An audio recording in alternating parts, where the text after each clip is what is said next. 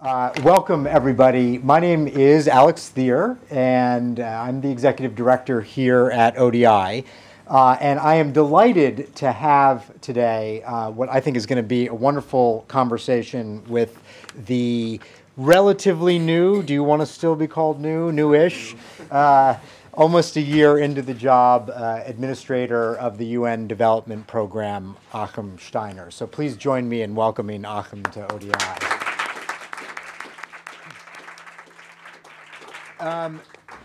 It has been a pretty amazing year in a lot of respects for many people.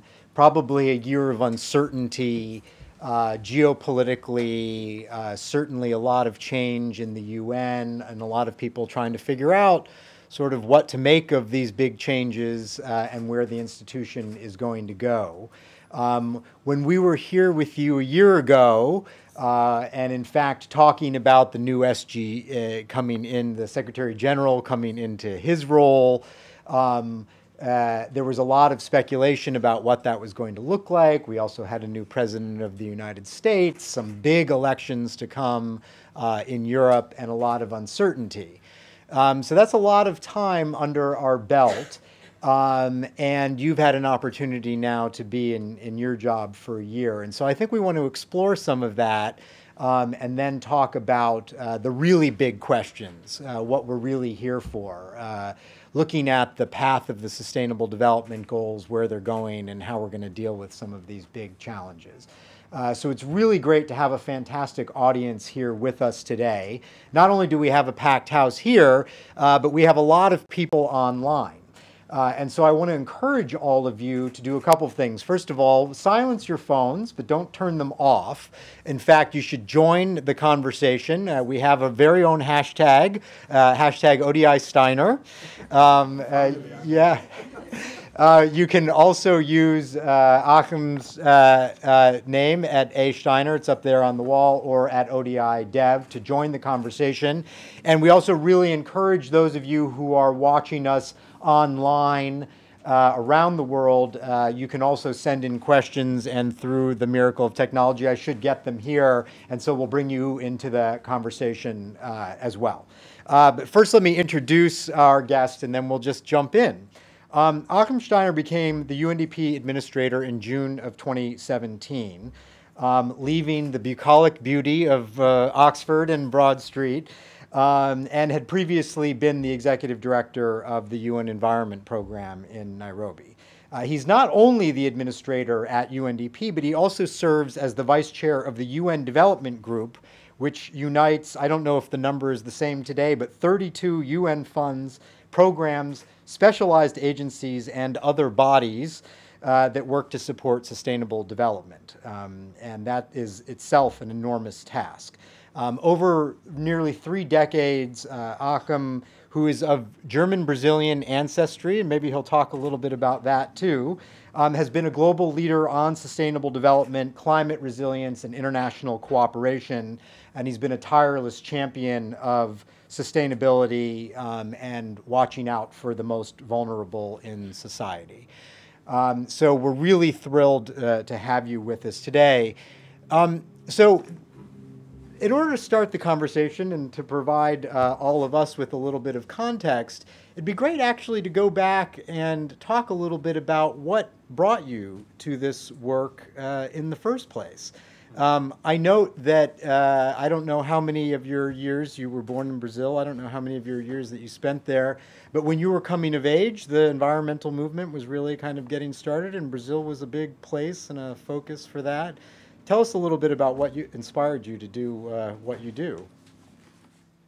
Well, Alex, first of all, thank you for the invitation. It is almost therapeutic to be back a year after I sat here. And actually, a few months before that, we had indeed a debate about the new Secretary General of the new United Nations. And I remember sitting, I don't know whether it was this conference room, it was set up perhaps a bit differently, discussing that. So many things have happened since then, and obviously we will touch on them today. But just to go back to your question, I was indeed born in Brazil, grew up the first 10 years there, then spent some years in Germany, then some years in the UK, and ever since then I fled, so to speak, into the world, because that was my passion. I wanted to live in different places. I had grown up in a country where, you know, extreme wealth, extreme poverty was something that, you know, you would see every day. And I felt that development as an area of work would combine passion with professional competency in a way that I certainly, you know, was determined to put myself into. And I then went on to study development economics, and that was sort of the, you know, the route as a thread. I mean, I did also philosophy and politics, and did a master's in area studies Africa here at SOAS in London. Studied at the German Development Institute. So I really did try and prepare myself as a development professional. But my biggest sort of experience initially was when, after graduating with my bachelor's in Oxford, I went to India as a volunteer, as an apprentice, to work with an Indian organization to see how would you now fit into this development challenge. And it was a bit of a hard landing, because basically 99% of what I'd learned was totally irrelevant to the reality of working at a village level in a very Gandhian sort of organization focused on development. And from there on became, I think, or came a much more deliberate form of understanding at what point do you begin to make a difference? What kind of skills do you need not to bring but to engage? And that was really my progression then into development. And there I ended up choosing the sustainability end of it, because I was absolutely horrified, I have to say, of where we were in the 1980s. We were on the back of, you know, decades of an economically fixated growth paradigm, and all around us, you know, we could see that this was not going to work out. So I didn't begin my career as an environmentally focused person, actually as a development economist, and then I think it is to some extent a certain degree of poetic justice that 30 years later I find myself heading the development program of the United Nations in an age where the SDGs have finally accomplished what 30, 35 years ago we all thought was long overdue and would never happen, perhaps. So that's sort of closing the circle a bit. Yeah. Well, it's fascinating. I know that you worked for a while at the World Commission on Dams, and that commission was famous for confronting this challenge that all development and economic development has a serious cost, and advocated some, I think, real rollbacks in some ways that are still at the heart of this conversation about thinking about climate and environment and development together. You know, this is one of the challenges when we talk about development, and you can look at it in two ways. I mean, if you take Rosling's work, who, you know, passed away last year, I think, or Max Rosa's work now in Oxford, The World in Data, they constantly try and demonstrate to us that actually we have lived through the most remarkable 200 to 300 years of progress in terms of meta indicators of, longevity, of health, of education, and therefore development over the last 200 to 300 years has been an extraordinary story of success. And it has been. When you think back 400 or 500 years, 95% of us lived in some form of autocratic regime, very much dependent on maybe a little bit of land and the generosity and perhaps a peaceful ruler around us. We live in a very different world today, and we live with 7 billion people.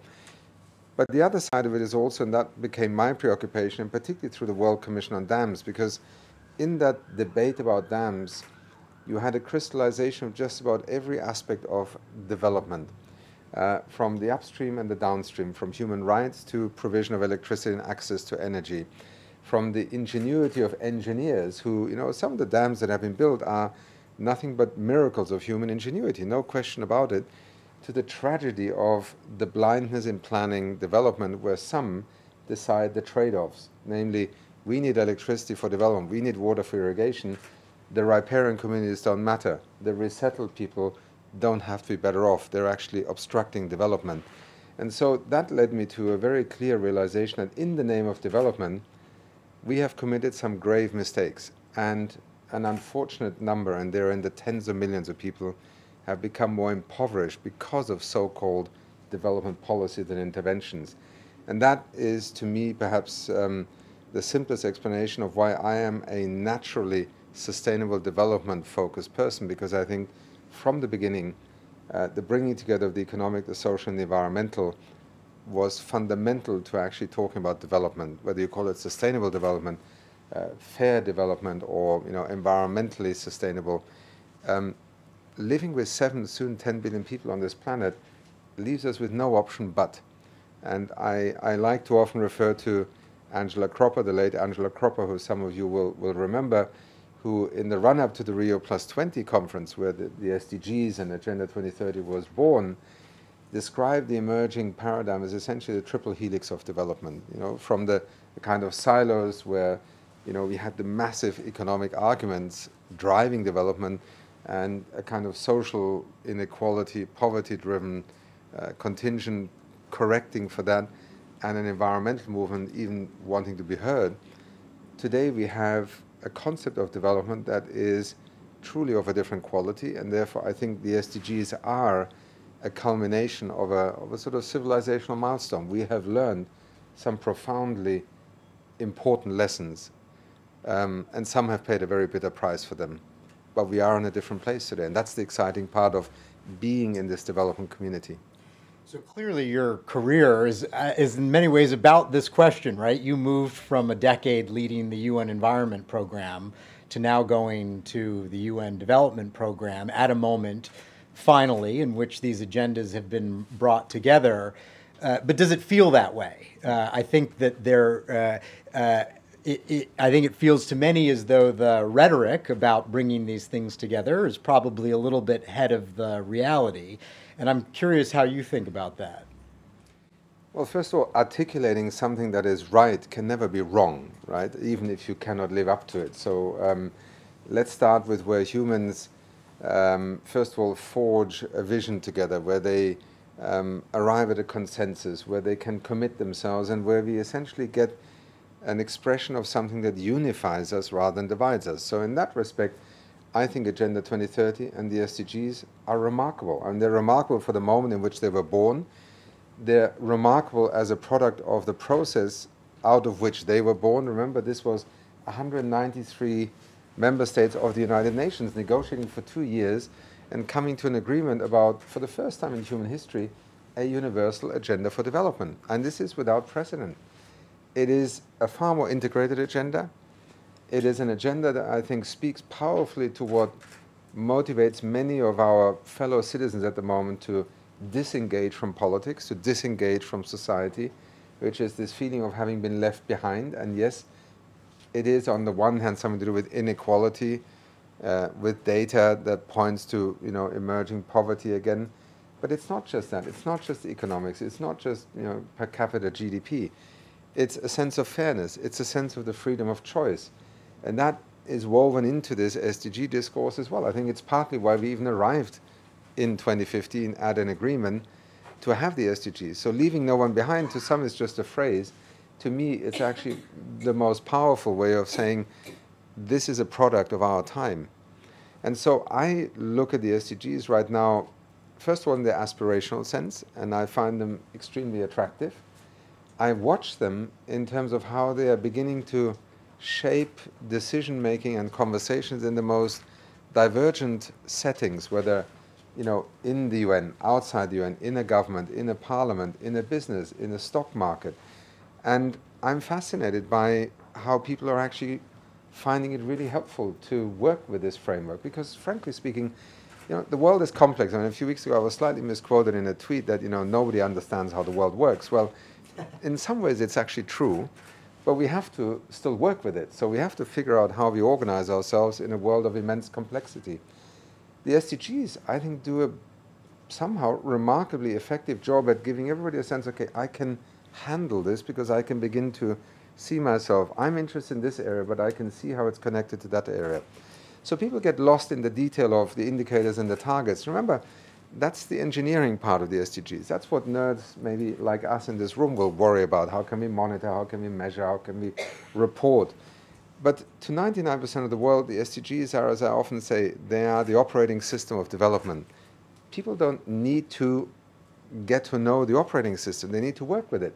Now watch how the world has begun to work with the SDGs. And don't argue that, if I stepped out with your camera right now on the street and asked me, do you know what the SDGs is? Obviously people wouldn't. Although Who knows? It's in the vicinity of ODI, and 5 out of 10 would say, "Oh, absolutely, I know it." So We hand out leaflets. the point is, let people discover that the SDGs speak to what they're actually debating in their parliaments, which is, I'm worried about pandemics. What's going to happen? Who is actually protecting me?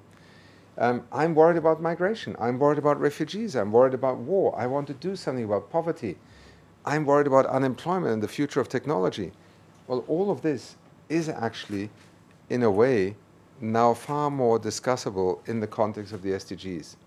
So here is the power of an idea translated into 17 goals, targets, and indicators. Let's not be scared of our own success, because this is also sometimes strange. You know, we are all intellectually ambitious people. We may be well trained and well educated.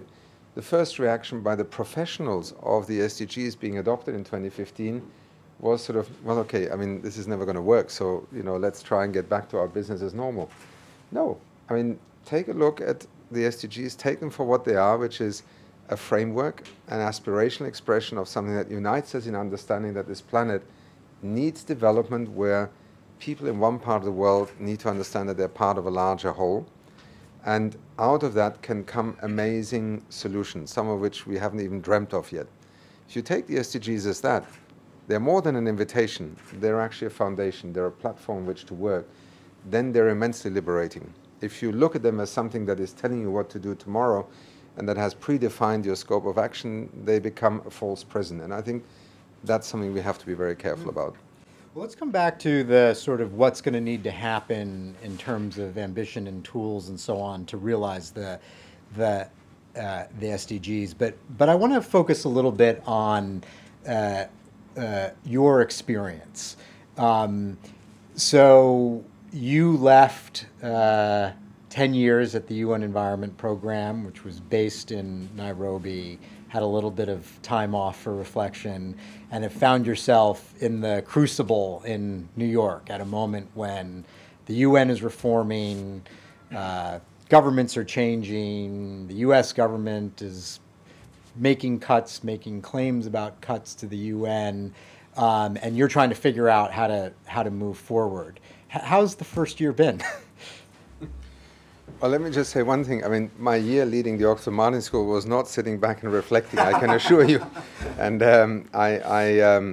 it was actually the most intense year, because as a professional who had led an organization, had worked at senior levels in the international arena, it was a very good experience to go back into an environment where people are constantly pushing the frontiers of knowledge, research, and science. And you realize how far sometimes inquiry and research is ahead in terms of horizons from where we actually pick off when we work and lead organizations. So to me, it was an immensely powerful experience, and I'm only sorry that it was shorter than I had envisaged it to be. But so here I am, 10 months, I think, into my job. It is fascinating. As I sometimes say to people, you know, I will go into work in the mornings and think I have the most remarkable position that I've ever held. I lead an institution that is at the center of development. It is an unconditional offer to countries to say, you want to develop, how can we help you? I mean, this is the United Nations' most aspirational offer in its history. Unconditional. It's there to help a country. It's there to not tell a country what to do, but to respond to where its demands are. I mean, this is not an idealized version of it. The only detraction is then how can you find the funds to do the things that you want to do? But UNDP really is that, and it is an organization with 17,000 people, active in 177 countries, with, as I would say, a sort of finger on the pulse of development in all these different settings. What an extraordinary position to hold inside a family of the United Nations, that if you take all the specialized agencies, funds, and programs, is the most extraordinary knowledge network humanity has ever known, right? I mean, we are about to meet here in London as the Chief Executive Board with the Secretary General. If you sit around that table and see the 37 or 38 of us, it is a most amazing realization of the extraordinary collection of expertise, and from issues of intellectual property to whether in the Universal Postal Union letters can reach one end of the earth to the other, the issues of cybercrime, you know, that we will be tackling, down to, you know, the basics of global trade. It is a phenomenal network, and in the middle of that you sit with a mandate to help countries shape their national development strategy. From that vantage point, the first year has been amazing, because I do believe that in the era of the SDGs, to then lead a development program of the United Nations is actually an extraordinary opportunity. Now, sometimes if you bump into me going home in the evenings, I will say to you, what on earth did I do, right? I am in the middle of an extremely politically complex moment in international politics, right? Let's leave it at that.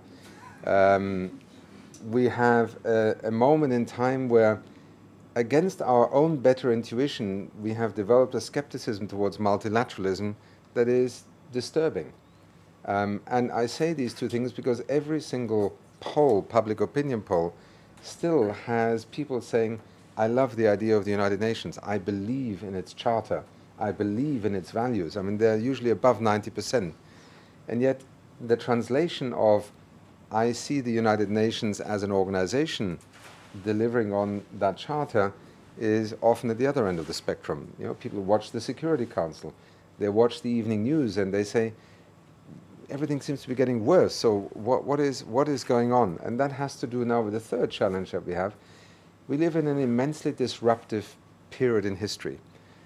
Disruptive in the sense that our political consensus post-Cold War has evaporated, and we are left standing relatively badly prepared for, first of all, that loss of consensus. Secondly, we have neglected the institutions that traditionally would allow us in that situation to come together, including the United Nations and multilateralism. And thirdly, we are confronted with epochal changes. We have to literally decarbonize our economies in the next 20 to 40 years. We have to absorb a wave of energy, of technology innovations that will transform the way we think about work, about income, about livelihoods, in a way that has never happened in history before. We are confronted by also a prospect of conflict and human suffering that is, quite frankly, scaring everybody. I mean, we have more conflicts now than we've had in the last 30 years in terms of a moment in time. We have record numbers of refugees and displaced people, and we are falling apart over 65 million.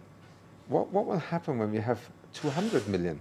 And we are going to be a world of 10 billion people with, you know, sea level rises, extreme weather events, floods and droughts.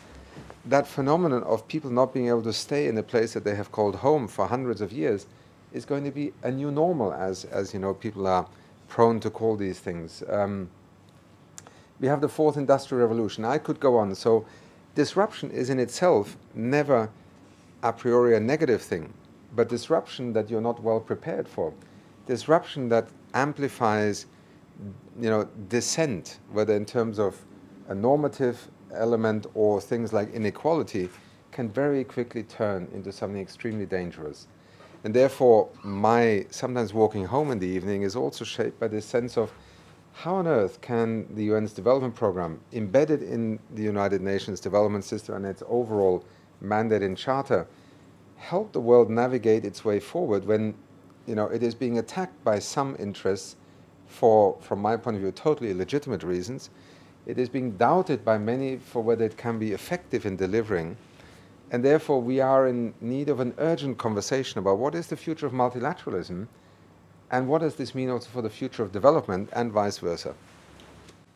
Well, I'm a little freaked out. That was quite a litany. So let me ask you. I mean, let me carry that slightly a step further. You know, maybe during the Cold War period, the UN was held together by the closeness of the experience of World War II and what emerged from that. And so, even as it seemed as though the UN was failing in all of these, in its ability to carry out some of its political agenda as well as other things, there was still this kind of real defining reason. In a new era, much farther away from that, emerging great power conflict, the challenges that you identified, a Security Council that could break confidence again in the ability of the UN to do anything meaningful on a political level. Do you worry? And how bound up is this conversation about UN reform, not just in who should be managing what within the system, which is important, but some of these bigger pictures of, does the UN have a viable future?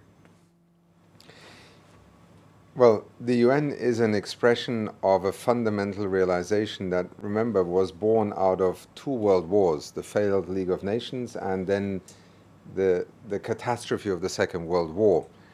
I sometimes wonder how we could recreate that sense of moment that clearly was at the heart of establishing the United Nations. I mean, if you go back to the Charter and you read it, I mean, you can almost sense the visionary optimism, the deep trauma that defined that generation that set up the United Nations as the ultimate antidote to fascism, to domination by one country, to extremism, to the kind of cataclysm that we experienced at that time. Now, we live in an age where I think many of us have become, in a sense, complacent about the world, partly because the rich world has escaped conflict for a long time. And to me, one of the most disturbing phenomena of the last few years has been is how one of the richest parts of the world, namely the European Union, got seriously destabilized by a couple of million refugees entering its borders. Now, I do not want to diminish in any way the experience that many have about large numbers of people from somewhere else coming to the place I call home.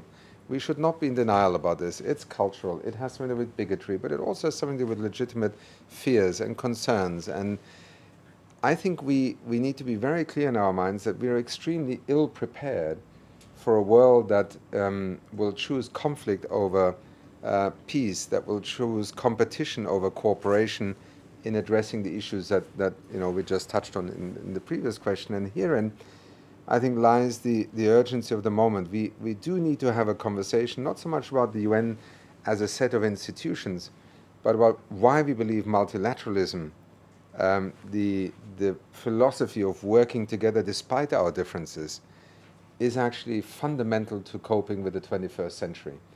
In the 20th century, it was still largely defined by peace and war and conflict.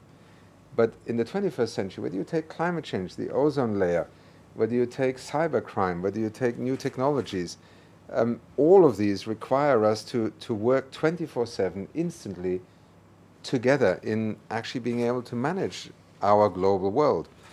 And the conversation about the future of the UN has got to stop picking on the fact that the Security Council is, in some people's minds, a seemingly dysfunctional forum. I mean, it is a bit of a stretch with the imagination, but, calling the United Nations was, in some ways, the aspiration. The fact that it exists is precisely because nations are not united. So to those who are surprised that we have a Security Council that is divided, maybe you should take a moment to step back and say, well, that's why we have a Security Council, because so often we have divided nations. How the Security Council manages those divisions, how the General Assembly becomes a forum for allowing not only large nations to dictate the future of this planet, but for every nation to be represented and have a voice, which is the fundamental principle of representation in the United Nations, without precedent and without parallel to this day on a global level, is something extremely worthwhile protecting. And herein, I think, begins a different kind of conversation than picking holes in failures that are, to some extent, normal, to some extent, yes, should not happen, but overall, we have to rediscover the value of multilateralism in the sense that it already serves us today. And on that build, I think, a political agenda where prime ministers and parliaments begin to actually not simply neglect the United Nations, but begin to protect it as an extremely vital part of our fabric of international cooperation. From there, I think citizens can very quickly connect again the charter and the aspiration of a United Nations idea with their reality in their country, in their community. And the SDGs, I mean, just to turn a little bit back to that, are precisely that. I mean, the SDGs connect me as an individual to 7 billion other people's decisions. And Ban Ki-moon, our previous Secretary General, called the SDGs a declaration of interdependence. I still think it's a brilliant term, in which to just explain what is it. It is a declaration of interdependence. It acknowledges that what you do, even if you live 5,000 miles away from me, together with your friends, your family, your nation, and your region, will define the future of my life and that of my children. That's the 21st century. Well, let's turn back to the SDGs, because I think maybe even beyond multilateralism, this agenda requires everybody and all sectors of society and institutions.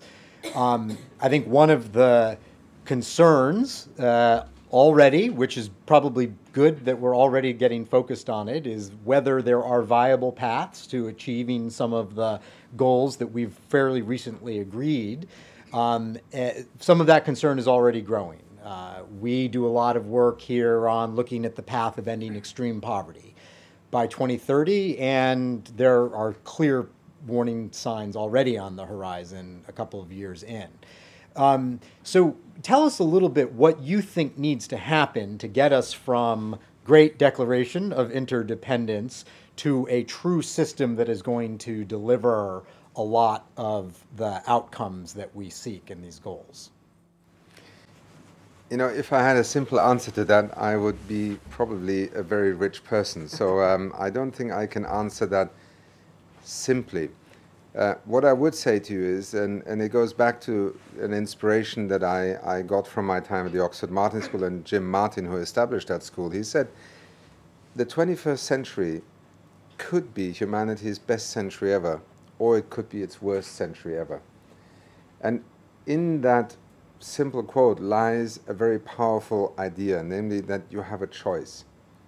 And I think our challenge is to reframe the narrative and the political discourse and the debates in our families, in our communities, businesses, countries, parliaments, around the fact that we actually have the right, first of all, and secondly, the freedom to choose. And you know, if people tell you today that we are going to fail in terms of global warming and decarbonizing our economies because people are just not going to, you know, take their energy systems into the 21st century cleaner, renewable energy matrix, I say to them, on what basis do you make such a claim? On what grounds do you mislead the public into believing such a false truth? Because everything that we produce as evidence points to the fact that by somewhere around the end of this century, for the first time in human history on this planet, the access to energy is going to be the least of our problems. It's going to be clean, it's going to be virtually free, and it's going to have nobody on this planet anymore being prevented from having an opportunity because they don't have access to electricity or in whichever form that energy will be provided. This is not, you know, dreaming. I mean, this is just factual reality. It's even likely that it will happen by mid-century, but I want to be careful. So I think the power to choose is something that is immensely important for people to begin to believe that they actually can make things happen differently. We can decouple our economies from carbon dioxide. We can eradicate poverty. We have countries that have done it. You know, we have countries that run social welfare systems that are literally in the top league of anything that we would, in many parts of the world, aspire to. These are some of the most successful economies on the planet. So I think the first thing that any of us, whether we're engaged in our own community in the UK, or we are a development professional working in another country, is to create that sense of freedom to choose and the opportunity to choose. Once you have that, you can begin to, I think, make very different pathways possible. The fact of the matter is that in a country such as China today, the future of development is being framed in terms of this notion of ecological civilization as a driving idea. Now, the rest of the world is still watching this with some bemusement, but if you are one of those who is able to spend some time in China and see how powerful an influence this idea is having on the development discourse, you're going to start having a very different discussion about the future of development than you are in the United States of America today. And I think this is extremely important in our role as development professionals, is to connect. We need to connect people who feel that they are stuck, they are not able to change the trajectory of their development, with others who have either ideas, have shown, have innovations that can, in a sense, liberate our thinking. It may sound a little bit prosaic, but I think that's the DNA of getting out of this sense of hopelessness, of entrapment, because that's what people are also angry about right now. They have spent the last 20 to 30 years being told there is no other choice. There is only one way. You have to abandon your local world as you know it. You have to succeed in this global marketplace. You have to liberalize. You have to adjust to other people's norms. And out of that has come, I think, a reaction that says, no, I mean, who are you to tell me how I should lead my life? And some of that may end up in parochial debates, but other bits of this are fundamental to understanding what's happening to the politics of our world today. So before we go out to the audience for a first round of questions, let me just press you on one thing that you've talked about, which is, everybody's looking at the challenge. The mantra is accelerate and scale, right? So those things that you're talking about, if the energy comes at 2050 versus 2100, that's going to be a big difference because it'll make a big difference to the planet, right? Or as a famous science fiction author said, the future is already here, it's just unevenly distributed. There are a lot of people who are left behind. It's great if you live in London and you're able to come to things like this, but there are a lot of people who are left behind. So we have to figure out how to move faster and to scale this. And I think a big part of that is that development is no longer about the UN agencies or development agencies or NGOs or governments. It really has to be a whole of society approach. It has to have private sector, other elements of the public sector, everybody kind of bringing that in. So I'm curious, you're in a UN reform process where you are trying to figure out the future of the UN agencies, but also how do you create platforms that aren't just about the UN, that are about this kind of this bigger engagement? How do you do that? How are you getting your arms around that challenge? With some difficulty. And first of all, we're obviously trying under the leadership of Secretary General Guterres to take on a number of UN system reform projects, because clearly an institution, a family, a federation such as the United Nations system needs to evolve. It needs to renew, it needs to re-energize itself from time to time. So there are reforms of that nature, but these are principally systems-oriented and therefore are more understandable and actionable for those on the inside, whether it's member states that govern the UN or whether it's us as leaders in the institutions. A second track, which is really also the logic of the systems reform, is to deliver a better value, a contemporary value of services to the world out there. The United Nations system, at the end of the day, must be judged by whether it adds value to what nations, societies, the global community wants to achieve. And here, I think we have all learned that, particularly in the development field, we have moved from an era of transfer of knowledge, transfer of technology, charity in the sense of investing money in poorer countries, to actually framing a new narrative around development that is far more connected, far more based on the notion of development partnerships. Rarely in a development project is there only one side that brings something to the table. And that has never been more true than today. So I think what most countries today look towards the international community and in the development context towards the partnerships is ideas. Yes, resources to experiment, connectors and connectivity to the global best practices. What have others tried and learned, and how can we borrow from them in order to design our solutions locally? And UNDP finds itself in many respects in a perfect place to be that connector, because being on the ground in 177 countries means that we're easily accessible to those who are looking for ideas, for connection, and for opportunities to collaborate. At the same time, we have as our mandate to provide access to the best ideas and solutions on development. So if we do our job well as the United Nations Development Programme, we are a very contemporary answer to a very current search for development answers and solutions. And I think innovation begins to teach us a lot here, because innovation is about co-creation. Innovation is also about understanding that what you're trying to do is not to bring an answer, you're trying to bring a number of people with a number of experiences and a number of networks together around the problem in order to solve it. So solutions become drivers in development, whether we call them innovation labs or acceleration hubs, or many terms have been created around this idea of breaking the mold and looking for the next frontier, letting yourself be led by a horizon of possibility rather than the constraints of current funding or mandates. In there lies, I think, the next trajectory for UN reform. It is to understand that, first of all, in an SDG era, the most intelligent thing that must drive us is that solutions are not singular. If you have a pollution problem in a city, the issue is not how to put a cork in, metaphorically speaking, a chimney or the end of a sewage pipe. It's to go back to the source, to understand that most poor people use very dirty fuels because they have no alternative. In one part of the world, that was explained to me by a minister who said, I need UNDP, not just UNEP, because this is a socioeconomic problem. I need to tackle poverty. I need to tackle social housing. I need to tackle access to energy. I need to create mortgage markets. I need to move millions of people out of a certain housing situation into another.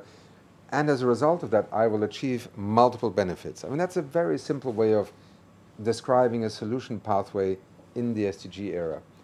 And I think that ability to bring multiple benefits together in one intervention, have that notion of the innovation world, which brings different experiences together and applies itself to a problem, is also, I think, a very good format for development partners to make themselves relevant in terms of their global connectivity, but also their engagement with other partners on a much more equal level in problem solving. Okay, so we'll take a couple of questions from the audience, and then I'm going to come back with a few more questions, and we'll go back out again. We are being recorded, and we have microphones, and so please briefly tell us who you are, where you've come from, and ask a question or make a brief comment. So see a couple of hands. I'm going to go in the far back, the person on the left there, my left. Yes, thanks. It's almost a bowling alley. Ethnic minorities in Sri Lanka are condemned with anti-SDGs by the oppressive government. Can the UN penetrate through the oppressive government to reach the oppressed people? I'll take one or two more if you don't mind. This woman right up front here. Hello, Kate Bird, ODI. I'd like to know what UNDP's role will be in providing leadership around the Leave No One Behind debate. There's a lot of optimistic narrative, but what about people who are currently at the income floor of $0.7 per day, that's identified by Revalian, who are facing intersectional problems where poverty is being transmitted intergenerationally and they're facing chronic poverty? It's often intractable. What is UNDP going to do to support governments and other agencies to address these problems?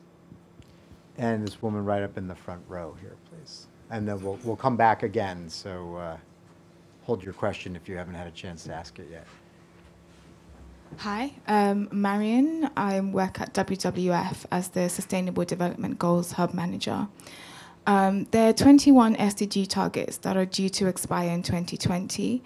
What are your plans for UNDP to make sure that these targets are met? Thank you. So a couple of easy questions to start, and maybe to expand the first question. I mean, all governments are not equal. They're not equal in their ambition, in their treatment of their people, in their respect for human rights. I mean, it would be great to hear a little bit of your reflection on how do you think about making progress in environments where there are real challenges with the government, who's not always the greatest partner, even if that's what you would like them to be. You don't have to name names, but you're free to. Right. Well, let me first of all refer to your question about oppressed communities. I mean, since I took up my position, this has been one of the more difficult discussions that I have on almost daily basis, because as the person who currently leads the resident coordinator system, as the vice chair of the UN's development system, I'm obviously confronted every day by situations and countries where there are egregious violations of human rights that require the United Nations to take a principled stand, and at the same time, for another part of the United Nations system, to figure out a way in which to work with the government of the day in order to move out of that situation. With my colleague Zaid, who is the High Commissioner for Human Rights in the United Nations, I have spent a number of sessions trying to discuss how we can, in a sense, as a United Nations system, collectively take responsibility for human rights, take a principled approach, because it should not just be the responsibility of the High Commissioner of Human Rights to defend human rights, but also to recognize that we have a division of labor, which is an opportunity, because the point of a UNDP resident representative, resident coordinator, is not to be thrown out of the country. Now, sometimes that is a point that we reach with the government, and most of the time, I hope, when that happens, we have acted out of conviction and out of justification in a principled manner. And if a government, declares somebody a persona non grata, or, a country like Nicaragua to this day does not wish to have the United Nations Development Program work in its country. I don't know the full history of an individual case, but I give you that context because the answer to your question is obviously, in one sense, easy. Absolutely, we work every day to reach oppressed people. But, here the focus is we work every day too. The question is, do we reach oppressed people? Can we make a difference to the lives of many who either through, marginalization, impoverishment, discrimination, cultural, religious, sexual orientation are simply excluded from the mainstream of society? Clearly the answer is no. The United Nations cannot every day do that or succeed in doing that. But what we can do is to try and bring the full force in a positive sense of engagement with the country. And we work in some of the most complicated human rights environments in building human rights councils. And UNDP is engaged in dozens of countries in supporting human rights councils, which establish the fundamental opportunity in the first instance to even have a national discourse about it. We work in countries that often have a very complex and complicated parliamentary tradition in helping them to establish parliamentary procedures. How do you organize public inquiries? What is the right to be heard? We help on average every 2 weeks countries around the world in actually conducting elections. So I mention these for a moment in the sense that there are means to an end, but the end that you define of actually reaching oppressed people, I think very often will remain something that we try to come closer to. Obviously, in this very moment that we're meeting here, the Security Council is in Myanmar, I think, or maybe it has left by now. It was traveling first to Bangladesh and it was going to Myanmar. I've been actively engaged in the situation in Myanmar from my virtually first week that I joined UNDP because of the absolutely tragic events that have unfolded there. It is an interesting instance because Myanmar as a nation is engaged in a historic struggle right now between those who want to retain a particular political system and those who are actually trying to build a new generation Myanmar. How do you operate as a United Nations organization in such a conflictual environment? There is no simple answer to your question, therefore, and I just want to show to you that I certainly, and many of my colleagues, and starting with the Secretary General, take this dilemma extremely seriously. We spend most of our time as senior executives reviewing our engagement in countries that are challenging, along the lines of what you implied. So let me perhaps leave it at that for now. On UNDP's leadership around this, leaving no one behind, I think there are literally hundreds of ways in which we are doing this. I don't know who asked that question. Oh, sorry, here. It was Kate, right? Because if you take a project such as, or a group that we work with, I learn every day in my first few months about the sheer scale of engagement UNDP has. For instance, with youth, we have 600 projects worldwide that work with youth. there are millions of youth that we actually are engaged with through these projects. I mean, it is quite an extraordinary scale of engagement. Often it's not millions of dollars, it's being partners to a whole new idea. And for instance, last year, African Exchange with President Kagame, which was a kind of attempt to learn from an experience in Rwanda, it's now going, well, viral is perhaps not the right expression, but many other African countries are beginning to work with this idea that engaging youth is not just about rallies or something, it's actually about skills, it's about connecting them to entrepreneurs, it's about creating a belief in themselves that they can succeed in an economy that is not a job in the army or in the civil service. We do it also by trying to bring visibility. I mean, here the SDGs again, and the issue of data and the notion of data is very important. Very often leaving no one behind is to first of all recognize who you've left behind. I mean, one of the extraordinary things about development is that we still often know so little about the people who have actually been left out, left behind, have been excluded. They may be indigenous people. They may be, women of a particular social group. They may be girls in terms of the education system. And I think here we are making a great deal of progress. And I hope that the SDGs in their joined-up fashion will make it, first of all, much more difficult in the future to overlook people in society. That's a national issue also.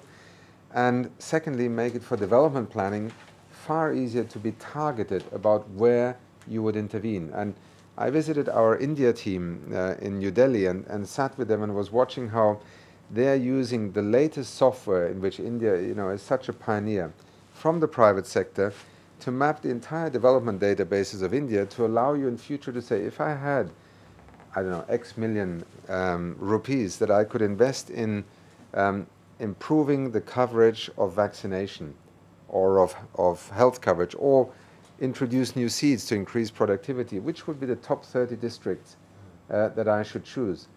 We are months away from actually having the entire Indian development reality in a software database on which everything we know about development can be brought together and allow us at least a more intelligent way of choosing than in the past. I mean, data is not knowledge, right? It's not perfection, but it's certainly a means to get closer to it.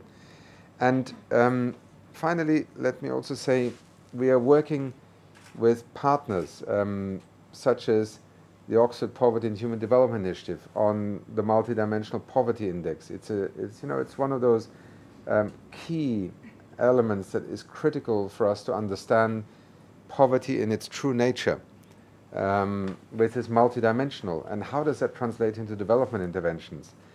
We're also looking at our focus on the eradication of poverty very much from the perspective that it's not just about people somehow making it out of a certain dollar per day reality. It's the very troubling realization that 40% of these people fall back into poverty.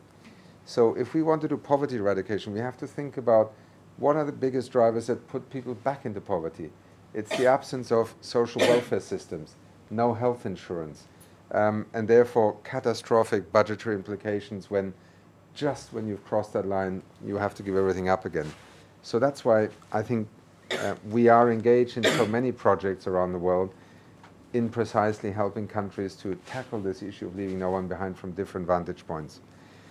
To Marion's point, 2020 is, particularly in environmental terms, obviously a key date. I mean, the Biodiversity Convention, the Aichi biodiversity targets, the Climate Convention.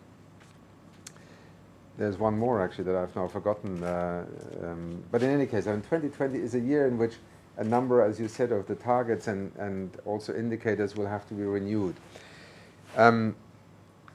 But your question went one step before. How do we make sure we meet them by then? Well, let me pick one example. The nationally determined contributions, the so-called national climate plans that countries submitted in Paris. I would urge us all in this room, and anybody who is listening right now, this is one that every person across the planet could actually become engaged in. Start by asking, what has happened to our national climate plan? What are we doing about it? Does government actually have the means by which to tell its citizens right now, this is what we're doing about implementing our commitments? These are national, sovereign, agreed commitments. Nobody imposed them on any country. And over 100, I don't know how many it was in the end, 180 have signed and submitted them. So here is a conversation to be had, because in the next 2.5 years, we have to prove that the Paris Agreement is capable of delivering enhanced ambition. And many people have the feeling that these NDCs are not working. That's wrong. I can tell you from my, to some extent, unrepresentative sample, but not small sample, there's an enormous amount of things going on with national determined contribution, with national climate plans. But we're about to enter into a critical period where the public perception is, Paris hasn't really worked and emissions seem to be going up again, and obviously this is not working. Wrong, wrong, wrong. But it's us, it's people like us who need to start taking that conversation back into the media, back into the parliaments, challenge those who are hiding behind numbers and absence of figures, and say, this is what national climate action was meant to be. We are doing well, we are not doing well, or in these areas we have failed, and in these we have excelled. And some of the biggest polluters on the planet have already surpassed their commitments last year in terms of what they were supposed to deliver in 2020. So to anybody listening, take the NDCs, take them seriously, don't let 2020 scare you. We will not meet all of them, but there is a phenomenal amount depending on whether out of 2020 we can continue to keep the logic of the Paris Agreement, which is a mutual commitment framework, alive, to be able to work towards what the IPCC, the scientist panel that will release a report later this year, on whether we even have a remote chance of staying within 1.5 degree global warming, whether we can achieve that goal. And much of it will depend on what happens in the next 5 to 15 years. So my answer to that is, in UNDP, in my capacity, I take extremely seriously the NDCs and the climate change targets. The Secretary General will convene a summit next September to bring the highest level of government leaders again into the public limelight, to have them say and commit, we are actually standing behind these targets. And we in UNDP have a phenomenally large portfolio of projects. We have 800 climate and environment related projects with roughly $3 billion in funding. I consider that an extraordinary opportunity to help countries get moving on the climate action. Having said all this, let's be clear. We are far from being there yet. But what happens in the next 2.5 years is going to be a key piece of keeping the momentum alive and actually growing. So alongside climate change, let's talk a little bit about one of the other things that prevents us from reaching our goals, and that's peace or the lack thereof, and conflict and violence. Obviously, the Secretary General has made a big deal in his first year about this sustaining peace agenda and investing in prevention, getting back to the basics for the UN. In 1992, Boutros-Ghali launched the Agenda for Peace. There was the Brahimi Report in 2000. Is this old wine in new bottles? Is there something real and fundamental and different about this agenda? Help us understand what it is and then what UNDP's role is in bringing it about. I think it's always important to, first of all, keep the focus on those who cause war. I mean, it's the parties to the conflict that are committing the crimes against both, intentions, treaties, fundamental principles of, living together in harmony on this planet. And I think we have to remember that, because sometimes in the course of a protracted conflict, the attention starts shifting to those who are actually trying to help solve the conflict from the outside by mediating, by intervening, by providing humanitarian support. And I think that's always a tragic error. Wars are led by people, and they are decisions to remain engaged. So, colleagues, I was last week at the Syria conference in Brussels. We are in our 8th year of this terrible, terrible tragedy, with millions and millions of people displaced. And I kept on hearing the phrase that this conflict cannot be solved by military means. Yet, just about anybody who has the capacity to drop bombs on Syria right now is actually dropping bombs on Syria. So somewhere along this conversation of, this is not a conflict that can be solved by military means, and those who have the means to deploy the military right now, we have an extraordinary gap. Into that comes I think, the very strong sense of the Secretary General that the United Nations in the last 10, 20 years has increasingly found itself being more at the tail end of conflicts, where it is a kind of ambulance service, a fire brigade, keeping people alive, absorbing refugees, when really in the Charter and its design and its intent, it was actually to be a force for preventing conflict, a force for peace. And much of what Antonio Guterres at the moment is trying to do is to, with member states, rediscover both a belief, a passion, and practical steps towards reinforcing that capacity. Because quite frankly, in the year 2018, we are in a year that is more conflict-ridden than anything we've seen in the last 3 decades. And therefore, clearly, the question of how we can intervene becomes a critical challenge also to the United Nations. Now, in my responsibility as the head of the United Nations Development Programme, but also in our UN development system, what is quite clear to me is that in many of these instances where we see conflict happening today, it's actually a failure in development that, in part at least, can explain this. And so that failure in development may have to do with inequality, it may have to do with a combination of no shock-absorbing mechanisms in extreme weather situations, natural disasters. It may be a failure to invest equitably in a country. It may be the lack of early warning in recognizing that a competition over resources could turn into an ethnic or tribal or religious conflict. And so the Secretary General and we very much also in the United Nations Development Programme are putting a great deal more attention on this question of early warning, understanding the drivers of conflict and being able to intervene. This is about peace building, it's about prevention. But we also find ourselves in many countries today being, in a sense, latecomers. I mean, conflicts have broken out, civil wars are going on, terrorism is raging in communities.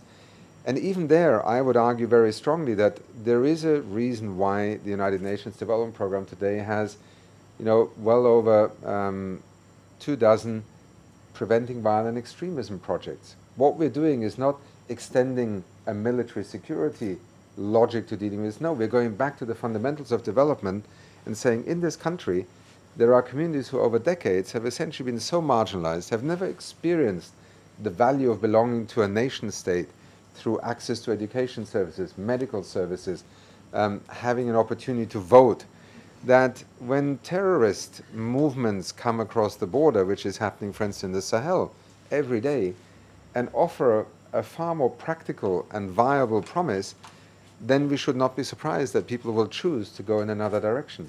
And it's not a choice for being a terrorist. And here, let me refer to a report that UNDP published last year, which I found profound in its insights and also in its methodology. It went out to interview over 700 former combatants in extremist movements, let's call them that, who had either been jailed or had returned, and asked them a number of questions. But the simplest one was, in my language now, how do you turn from being the pride of your father and mother at the age of 16 into a terrorist in your community by the time you're 18? And the report is called Journeys to Extremism. I would, to anyone who is interested in this complex between development, extremism, terrorism, how to meet that challenge, have a look at this report. It's on the UNDP.org website, or you can just look it up as Journeys to Extremism. At its core, what the report says is, religion may be the vehicle, it's actually not the driver. That explains a lot of the fundamentalism today. And to me the most, in a sense, illustrative finding was that 70% of those who were asked, what was the trigger point for you to join one of these extremist movements, was actually the answer was government action. Now, the very action that is meant to combat terrorism and extremism, which is military interventions, so often tragically produces the so-called phenomenon of collateral damage. So military intervention will happen, aerial bombings, or armies move into villages in search of extremists. Innocent people get killed, mothers and sisters get raped, children get abducted. That is, for 70% of those who were interviewed, actually the immediate trigger when they decided, this is it, I'm moving across the line. This is an immensely powerful reminder of how we can sometimes get it wrong in our desperation to get it right. So conflict, peace, and security is less about the construct of the United Nations in its institutional configuration. It's more about going back to a very fundamental understanding that a society that produces inequality, discrimination, unfairness, and no hope of resolution and justice sooner or later produces people, usually young people, who exit that society and join the so-called other side. So that's one major area that I think we need to engage in if we want to talk about peace, security, and development. The other one will arise over transboundary issues, and whether it is natural resource driven. I mean, I'm not an advocate of this dystopian vision that the Third World War will be about water, but I think transboundary resources are an extremely challenging phenomenon in the 21st century. Whether it's water, whether it's resources, food, even in the Middle East, it's now sand and dust storms that are affecting people. I mean, the decision over not doing something about land degradation and desertification in one country is shutting down airports, schools, entire cities in other countries in the neighboring region. We have an urgent need for being able to work across national jurisdictions together on these issues. Climate change being, in a sense, the most dramatic one in terms of the need to act. But it's also on many other issues. And I think, unfortunately, we will see more and more conflicts arising out of a lack of mature and sophisticated mediation and reconciliation of competing interests. And that is something where the United Nations clearly has to be far more engaged and prepared. Otherwise, it will fail to be a prevention asset. So the argument for prevention is compelling in a big picture. It is notoriously hard to get resources for prevention because you have to demonstrate that you think you know what's coming, and then you have to demonstrate that the action that you took prevented something that may have happened. How are you thinking about actually building a culture, both within UNDP and more broadly, that actually manages to get and make these investments? Well, let me start from the tail end of your question. In UNDP, I have given a lot of thought with my teams on where is UNDP's role in a sense, in an orchestra of actors. I mean, from the national level to the international level, the humanitarian, the peacekeeping, the development community. I mean, you can group them in many different categories. I think the beauty of a development mandate is that it is, in a sense, connected upstream and downstream. Upstream, we are connected to those who actually are in the prevention work. We try and understand and interpret what it is that we can do with development that will reduce the risk of conflict from emerging. And frankly speaking, it's not that difficult in analytical terms. It is extremely difficult in terms of global financing and policy inertia. You alluded to it just now. It's much easier to get $1 billion to help in a drought, fly in food, truck in water, than to convince the international community that investing maybe $2 billion in establishing a water infrastructure for local communities would actually be the best way of dealing with this issue. We very often end up having to send in peacekeepers into a conflict situation that is an enormously expensive operation. Whenever you deploy military and troops, this costs so much money. It's often more money than we have spent in a decade on development investments in that country. And I don't want to go into individual country settings, but I can give you figures that would make most of us, look at this with a sense of astonishment. I think the critical part comes where we allow a development intervention, and this is again something where I speak to UNDP's role, working together with the Peacebuilding Support Office and Commission, with the Peacebuilding Fund, but also with the Peace and Development Advisors that we deploy together with the Department of Political Affairs. It's a very simple thing.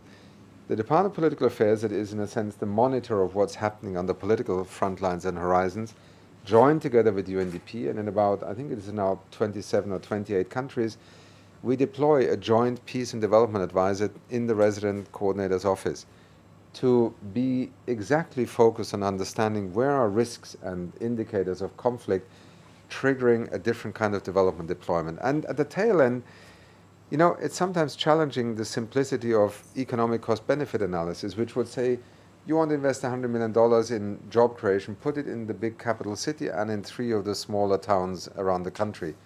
Maybe 50 million of those should be invested in actually bringing, for the first time in the history of that country, some schools, some renewable energy resources, some communication means to the communities who have been living virtually in isolation from that notion of my nation state.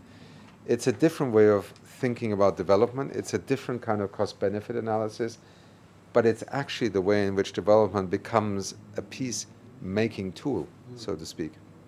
So let's go back out to the audience for some questions. I'm going to start with Sarah in the front row here. Thank you. Thanks, Achim. That was really interesting. We published a review of the capacities of agency funds and programs to sustain peace last, well, actually, it only came out in February, but we finished it in August last year. And it was very clear that there is an enormous wealth of expertise and capacities across the UN systems, both in the agency funds and programs and in the Secretariat, to help deliver these agendas. But the review highlighted very clearly that this is held back by, you know, turf wars, competition for funding, you know, rather sort of myopic approach to how, you know, the UN can deliver in a more effective way, which of course is also at the heart of the reform of the UN development system. How do you think UNDP actually can exercise some leadership, in particular, over, you know, an agenda that sees the whole system, particularly the AFPs, deliver in a way that can really maximize the potential that collectively you do have? Maybe again we'll take 2 more questions if that's all right, or do you want to? Yeah. Okay. Maybe this gentleman on the end. I mean, please feel free to disagree. My name is Musharraf Hussain. I'm Director of Policy of ADD International. I'm talking about the people who are farthest behind. It's 1 billion people with disabilities in the world. Actually, in your words, we are doing rally, meeting, and asking our demands, but no organization practically came forward to address our issues on the ground. And even DP has included and identified people with disabilities as one of the target people, and we have developed some indicators to change our lives in terms of alleviating poverty and others. So how you are going to implement your strategy to improve the lives of people with disabilities so that practically our life has changed, we have access to education, employment, skills, and we can live with a dignified life? Great. Maybe this gentleman here, and we'll take 1 more question, then we'll go back out again. And the shorter the answer, the more questions that we'll get to. Yes, good afternoon, and happy May Day, by the way. Carl Wright, I'm with the Commonwealth Local Government Forum, and I'd like to come back, Mr. Steiner, to your earlier point about partnerships and local solutions. Something I was quite involved in when we were formulating the 2030 agenda. Was having to co-chair some UNDP meetings a few years ago on the whole concept of localizing the SDGs.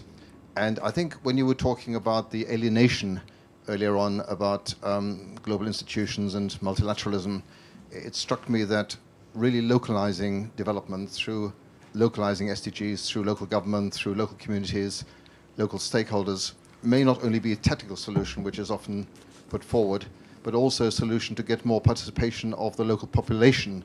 And I know UNDP has been championing this through your art program in Brussels and elsewhere, but could you tell us a little bit more about what your current thinking is about localizing SDGs and how that can be effectively strategized? And let me just conclude by also thanking you as a trustee of the United Nations Association for your excellent article in our publication, which is out there. Little plug. That's great. Thank you for the invitation. So 3 questions, and then we'll go back out again. So, Well, to Sarah's question of, you know, there are many capacities. There is also competition. I often become more careful when the terminology, not yours used now, it comes into rivalry, because my departure point is, you know, most people who work in the United Nations, and particularly in organizations such as the World Food Programme or UNICEF or UNHCR or the High Commissioner for Refugees, are people that are extremely passionate about what they do. So I think it's rarely an issue of, you know, how do I outdo my sister agency, although I know a few colleagues who, you know, take that sporty approach to it as well. But the vast majority of people who work in our organizations are, in a sense, laser focused on doing what they join these organizations. They are passionate about it, they see the problem, they see the inertia, they see, in a sense, the lack of action by others, and want to get something done. Now, managing that pool of energy is ever more complex the more organizations you have. Now, we have well over 50 different mandates, so people approach sometimes the same person. It could be a person with disability who happens to be a woman, happens to be a girl child woman, who happens to be an indigenous person, who happens to live in a country that has no democratic elections. I mean, I'm just borrowing for a moment on the notion of, you know, who is left behind. Our challenge in the UN is, that's why the SDGs are perhaps as challenging to us as a system as they are to anyone else out there. We have to learn to appreciate that often the solutions to a problem are not, as I said earlier on, singular. There is, I think, one opportunity for UNDP to provide leadership, because our mandate is not rooted in any particular sector. It is not linked to any particular solution, ideology or paradigm. We are, in the first instance, a partner in search for solutions. We are embedded in the UN. The leadership we need to provide, this is also the Secretary General's vision with the UN reform right now, to have UNDP as a backbone, as an integrated platform. So it doesn't mean that the UN agencies work through UNDP exclusively, not at all. But very often a development problem requires multiple UN agencies to come together. And therein lies, I think, a leadership role that I see as immensely promising and to some extent already playing out in reality. Secondly, it is also to connect domains of action. And we talked earlier on about this humanitarian and development communities.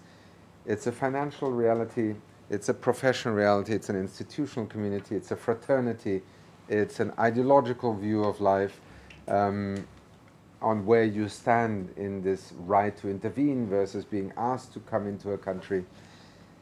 Mark Lowcock and I, our emergency relief coordinator in the UN, and I, who lead the United Nations Development Programme, we have made it a point to travel together into countries to demonstrate that this notion of what is called a new way of working, and some people have sometimes called a new way of words, it's a new way of working in intent, and I think increasingly by necessity, is precisely to understand where does a humanitarian intervention in an emergency, whether it's an earthquake or a civil war or a terrorist attack, where does that intervention, in a sense, lead into a developmental response? And, we used to do this in sort of segments. We said, here is humanitarian, then comes whatever, then comes development, and if we do it badly, we'll be back to humanitarian intervention. The new approach, and this is also part of an analysis in the World Bank and UN report in which we work very actively on pathways to peace, we have more of a helix. These are forms of intervention that need to work in sync with one another, sometimes letting one lead. I mean, when it's about getting food or water in the next 24 hours into a particular area, you're not going to start talking about capacity building on regional planning, right? But our ability to work hand in hand is, I think, both by the failures of the past, which are egregious sometimes. I mean, let's not kid ourselves. But also by the opportunities of actually doing it more intelligently, enormous. And I see UNDP being a very positive force in leading, in catalyzing, in supporting. I think sometimes that role also will switch in the situations you're in. To Musharraf, very briefly, because I already tried to allude how I view the challenge of working in development on the specific nature of disabilities in society and in the notion of leaving no one behind, in the sense that they are connected. I mean, a disabled person is never just a disabled person, but clearly our, in the past, often institutional blindness, programmatic blindness to the specific needs of people with disabilities absolutely deserves greater attention. So I think the good news is that there is a general realization, partly because people with disabilities have begun to speak out. I mean, you know, in a sea of competing issues, priorities, and interests, speaking out is part of being heard and listened to. So I think I can commit, as UNDP head, that we are certainly listening. I can also say to you with some confidence that we're actually working in quite a number of programs now, specifically on the issue of disability. I can also say to you without shame or apology that we have a long way to go. And it was a colleague of mine from our Egyptian team who, when I met him just a few months ago in Mogadishu, where he was helping our colleagues there, said, this is an area in which we are failing too many people too often in too many places. So I can only say to you, it has my attention. I do not have all the answers, but I think we have great possibilities to do more with who we are today as institutions, and UNDP amongst them. And it is a part of our strategy. Now, strategies are patient things that have words in them, but insofar as I can look in the eye today, I have every confidence that we are going to be doing better and more and things more intelligently in the years to come. Not least also because the attention here in the UK, for instance, with the Disability Summit, is a great opportunity to, again, make that voice be more audible. And on the localization, absolutely, I think some of the most exciting work that is now happening with the SDGs is precisely this ability to move from global to national to local. It's happening everywhere. UNDP has now requests from over 110 countries, I think, in helping them take the SDGs into a national and therefore also local context. We have seen at the high-level political forum meetings in New York once a year, another one upcoming, many countries speaking to how they've actually gone about doing this. I have a most recent memory from a World Bank meeting of the mayor of Medellin talking about how in Medellin he had taken the SDGs in order to take major development challenges on. Localization is the greatest potential multiplier in action on SDGs that I can think of. So our engagement as the UN family with countries is, I mean, it's part of our DNA of thinking about SDGs, that localization is a major form of implementation, multiplication, and empowerment. So no hesitation on that front. Let me take just a couple more questions. We have a couple more minutes, and then final wrap-up thoughts. Mark. Hi, Achim. Mark Goldring from Oxfam. I mean, thanks. You've covered a huge amount of ground in terms of what is being done and what we need to do to meet the SDGs, and in particular, how we leave no one behind. One specific element, of course, is that inequality agenda and the inequality SDG itself. And you've touched on a number of elements of it, including most recently disability, which is obviously one predisposing factor.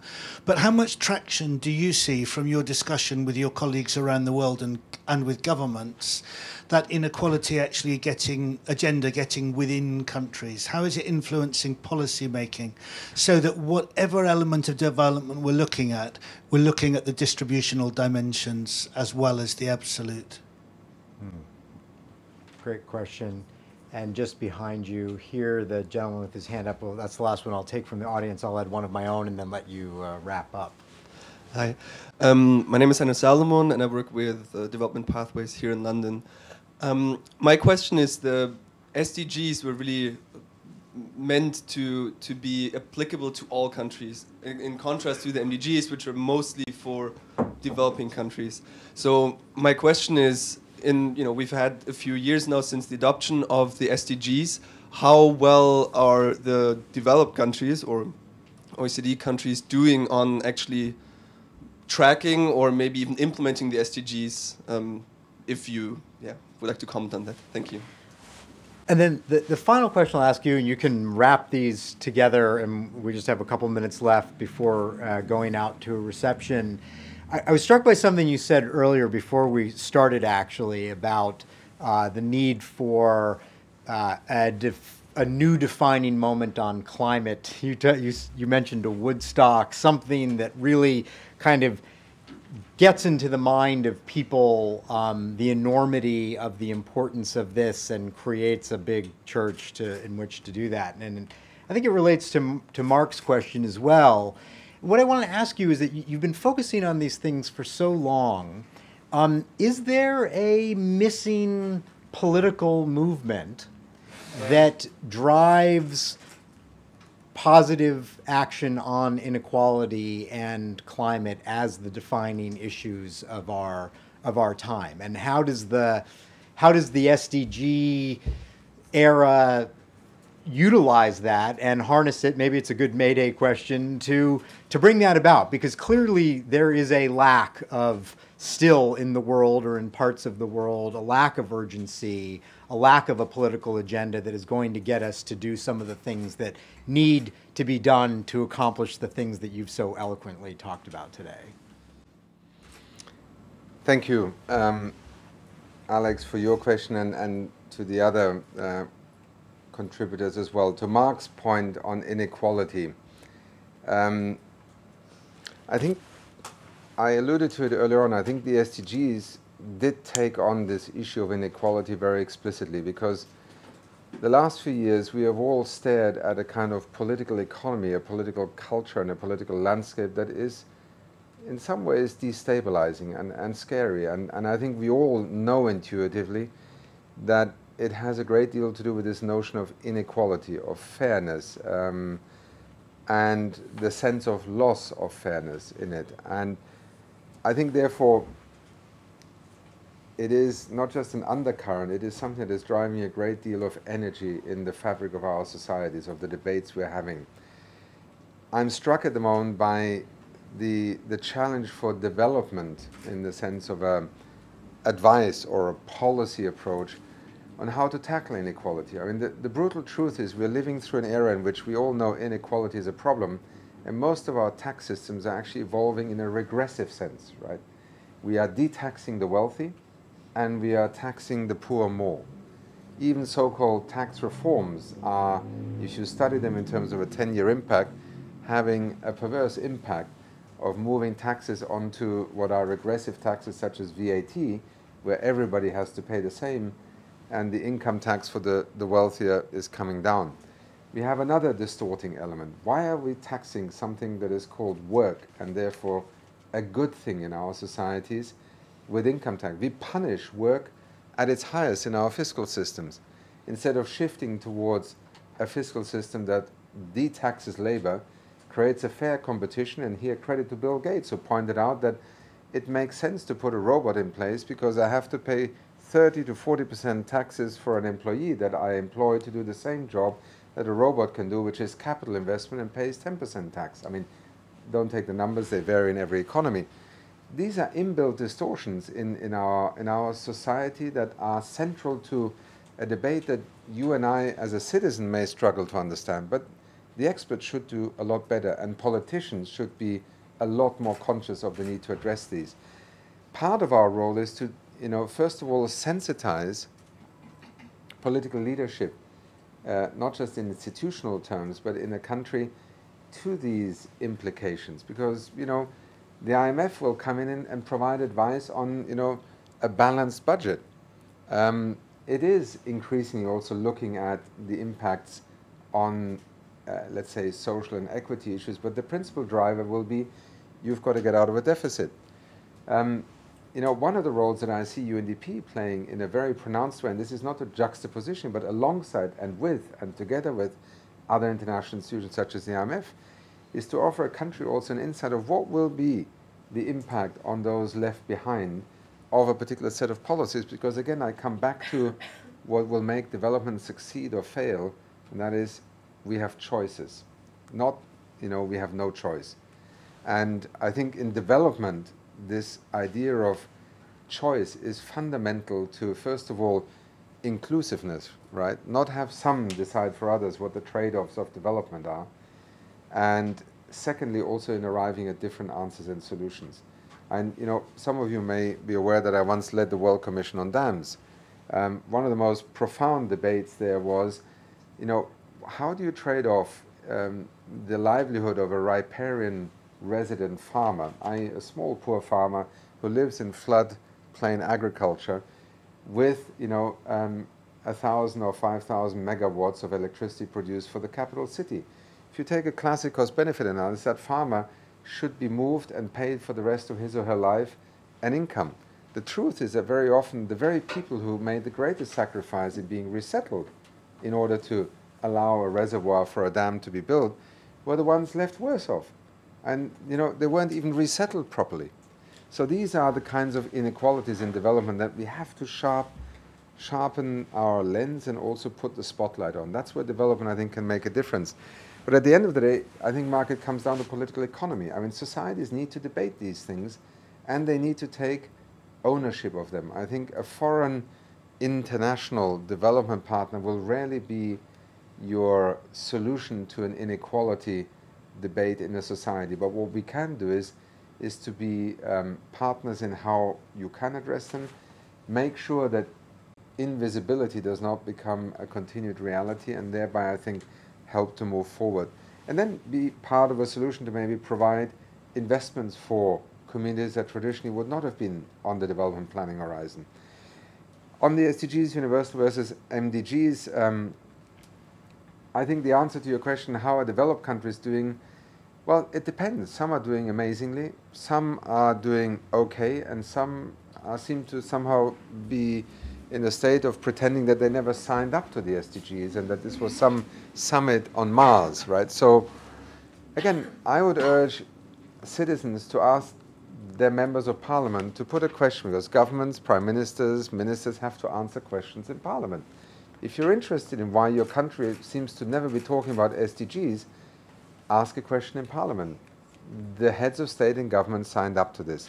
Having said that, a lot of developed countries are doing great work with SDGs. I was in Stockholm in Sweden 2 weeks ago.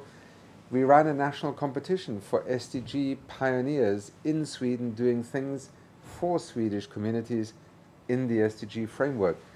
And we had the most extraordinary winners, I mean, from the kind of innovation entrepreneur and to 3 women teachers from the north of Sweden. And we had a great, gala event in Stockholm to celebrate the SDGs in Sweden. The German parliament, the German chancellor, passed, she developed a national sustainable development strategy based on the SDGs, submitted it to parliament, it was adopted by parliament. Germany has to produce annually an SDG report. So here is one of the major world's economies working with the SDGs. Does every Tom, Dick and Harry, I mean, that used to be a very gender insensitive. Donald, yeah, no, it has to be some women's name, I just realized. Forget about that. One metaphor gone out of the window. People in the street in Germany would probably, again, not know the SDGs necessarily, but they know some of the things that they're trying to achieve. They're part of the conversation about sustainable development, about inequality. So I think we need to pay attention to what's happening in the wealthy countries, the developed countries, because if they don't play their part, one of the fundamental assumptions breaks down, which is basically if they don't act, there's not much point in the others acting. So that is the social contract, so to speak, in the SDGs. And on climate, I mean, I never made it to Woodstock, so maybe I have a slightly romantic version and vision of what Woodstock meant. But to me, it is that sense of suddenly people feeling that, we can actually do something together.